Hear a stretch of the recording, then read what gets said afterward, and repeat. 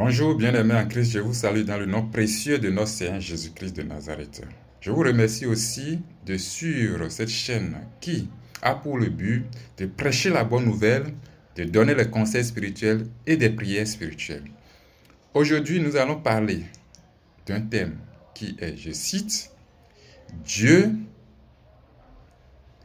est une personne que nous pouvons connaître. » Dieu est une personne que nous pouvons connaître. Dans le livre de Jacques, en son chapitre 4, verset 8, nous pouvons lire ceci. « Approchez-vous de Dieu et il s'approchera de vous. » Approchez-vous de Dieu et il s'approchera de vous. Approchons-nous de Dieu et il s'approchera de nous. Dans le livre d'Ésaïe, en son chapitre 55, verset 1, je vais commencer. Il est dit, « Vous qui avez soif, venez aux eaux. Venez à l'eau. » Pour simplifier ça.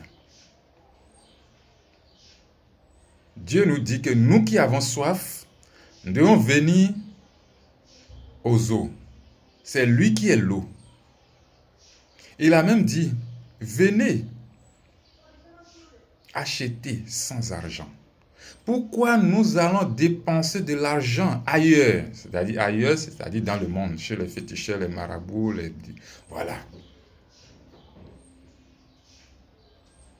Évidemment, nous aimons, en tant qu'enfants de Dieu, aller dépenser de l'argent dans le monde quand nous avons des problèmes. Non. Alors que Dieu, c'est lui qui est l'eau. Et il nous invite, vous qui avez soif, quelle que soit ta soif, viens aux eaux. Viens à l'eau. L'eau, c'est lui. C'est elle du moins. C'est Dieu même qui est l'eau. Et Dieu nous dit, venez acheter sans l'argent dans la main. Évidemment, chez le marabout, le féticheur, le magicien, il faut donner de l'argent. Mais chez Dieu, Dieu lui donne gratuitement. Mais nous les hommes ne donnons pas de la valeur à ce qu'on donne gratuitement. Et c'est grave. C'est très grave. Bien-aimés en Christ, approchons-nous de Dieu et lui aussi s'approchera de nous. C'est ce que Jacques 4, 8 nous dit. Es-tu prêt à s'approcher de Dieu, à t'approcher de Dieu? Es-tu déjà approché de ton Dieu? C'est là la question. Toujours dans le livre d'Ésaïe, en son chapitre 55, verset 6, vers le verset 6, on dira, « Cherchez l'Éternel quand il se trouve. Cherchez l'Éternel quand il se trouve. »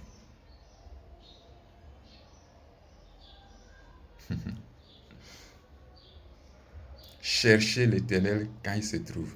Et que le méchant abandonne sa mauvaise voie et venez vers Dieu. Comment approches-tu de ton Dieu, de ton Créateur?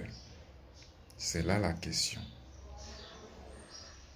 Nous devons chercher Dieu quand il se trouve, quand il est disponible, quand il nous appelle.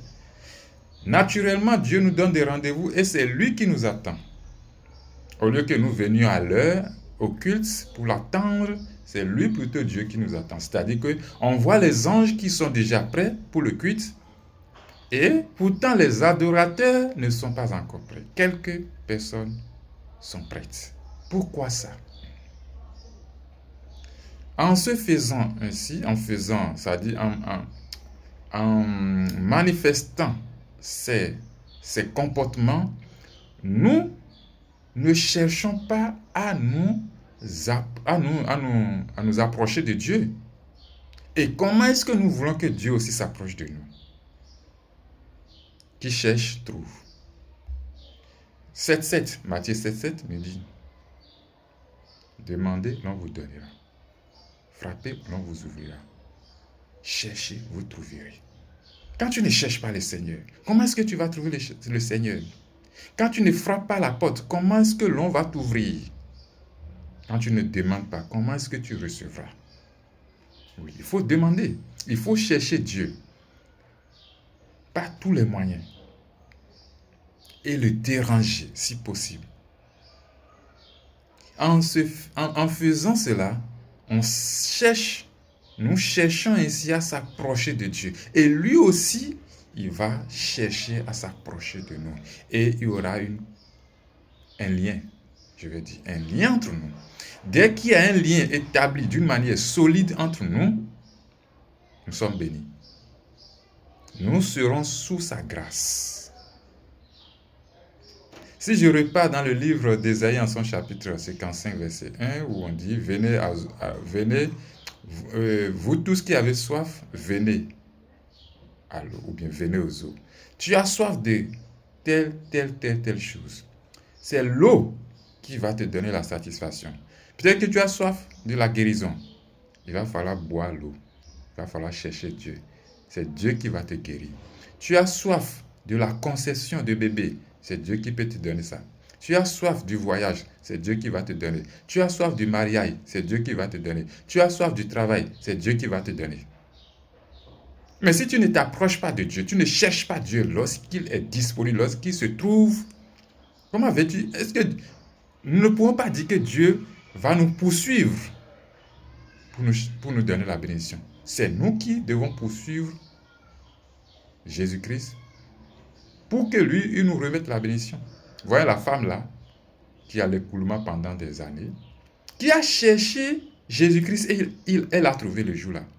Elle a cherché, elle a fait tout possible dans la foule pour toucher la robe de Jésus-Christ. Et le jour là, c'était son jour de délivrance. Mais si elle n'avait pas cherché avec détermination, avec volonté, ça dit, détermination, je vais dire encore, elle ne serait pas délivrée de ces menstrues incessables, interminables en ce jour.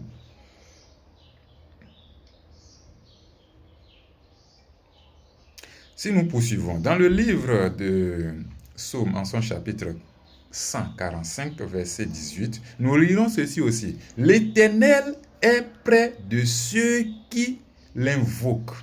L'Éternel est près de ceux qui l'invoquent. Si tu invoques Dieu, dans la vérité, dans la sincérité, j'en viens pour tout à l'heure, Dieu sera aussi près de toi. Il ne te laisserait pas à la honte. Il ne te laissera pas à la honte. Je poursuis. De tous ceux qui l'invoquent avec sincérité. Dieu est auprès de ceux qui l'invoquent. De tous ceux qui l'invoquent avec sincérité. Il faut invoquer Dieu dans la sincérité, dans la vérité et en esprit, et Dieu sera aussi à tes côtés. Dans les périodes de tentation, le Seigneur sera avec toi. Le Seigneur te soutiendra et tu vas passer cette période avec élévation et victoire. Cette période ne pourra pas te sombrer. Mais lui-même, il te donnera la force et le courage de surmonter cette période. C'est une manière pour toi de prendre ta croix. Chacun porte sa croix, d'une manière ou d'une autre. Ce n'est pas dit que quand on est chrétien, on ne doit pas souffrir. Non, Jésus-Christ, notre Seigneur même, a souffert sur la croix, en nous donnant un exemple palpable pour dire que nous-mêmes, nous pouvons souffrir d'une manière ou d'une autre. Pour notre foi, pour notre salut. C'est surtout ça, pour notre salut. Il a été insulté, il a été frappé et il a été cloué. C'est sa manière. Il a porté la croix. Quelle est ta croix que tu portes? Alors, sache que sur le chemin de chrétienté, tu es appelé à porter ta croix. Pendant que tu portes cette croix, N'abandonne pas. Reste serré. Aie la foi, la patience, le courage. Et le Seigneur lui-même, voyant ces vertus en toi, viendra à tes côtés parce que quoi, tu l'adores déjà dans la sincérité. Donc, il est évident d'adorer Dieu dans la sincérité pour espérer qu'il soit à notre côté aussi. Pour qu'il s'approche de nous parce que nous approchons de lui. Nous approchons de lui. Et lui aussi va s'approcher de nous. Mais nous devons nous approcher de lui avec sincérité. Nous devons l'invoquer avec sincérité. Le Seigneur auprès de ceux qui l'invoquent, avec sincérité. Bien-aimés en Christ, que Dieu soit avec nous. Qu'il nous permette de connaître, de savoir qui est Dieu. Nous pouvons le connaître. C'est une personne que nous pouvons connaître. Pour le connaître, il faut le chercher. Il faut le trouver. Il faut s'approcher de lui et il s'approchera de nous aussi. Nous devons l'invoquer, mais l'invoquer dans la sincérité et lui aussi sera avec nous. Tout ça, l'Esprit Saint peut nous aider.